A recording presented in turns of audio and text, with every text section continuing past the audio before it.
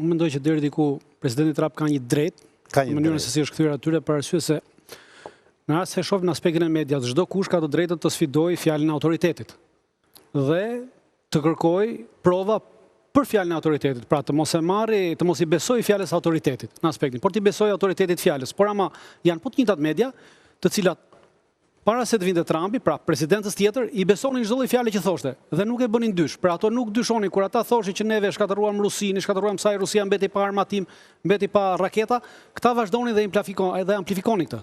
Prandaj në këtë aspekt Trumpi ka drejt, pra janë të njëjtat media, të cilat nuk bënin dysh qeverisjen e parë, tashmë në qeverisjen e dytë, çfarë do lloj që thot presidenti, këta e kundërshtojnë. Kurse në aspektin pas të drejt, doktor Berisha që në 2008 New York Times e ka quajtur kartë gjenike, tani jemi këtu. Nuk e di se çka ka thënë Berisha, se nuk jam marrë me Berishën, po. Trumpi thot lum. Jo, po shohim që po na vlerëson tezat nga Shqipëria dhe aty vjen. Nuk është gjë e keqe. Nuk është gjë e keqe, mirë është, po. Rriti. Është keq për ne mediat, po mirë është për politikanët. Po.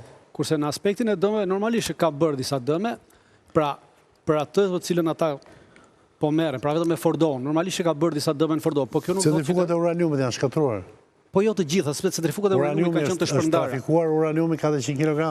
Uraniumi 400 kg nuk ndodhet aty, pra është larguar. 400 kg janë shumë pak. Pas ka det New York Times pra. Shiko, 400 kg janë larguar më para, sepse 400 kg janë maksimumi, 400 kg janë 40 rrota nga që. Sepse është një nga ato rrotat është 10 kg pra.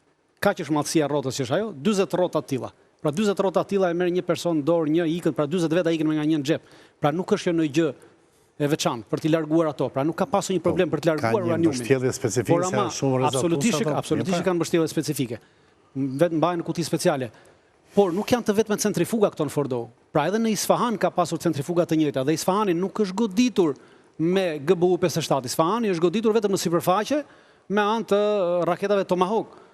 Dhe ajo çfarë ndodhet nën sipërfaqen e Isfahanit, Isfahani është janë tunelet të reja të bërë nga koreano-veriorët, totalisht, pra me një teknologji komplet të re, dhe Isfahani nuk është goditur asnjëherë, pra në tunelet e Isfahanit s'janë goditur asnjëherë. Edhe atje ka të njëjtat centrifuga.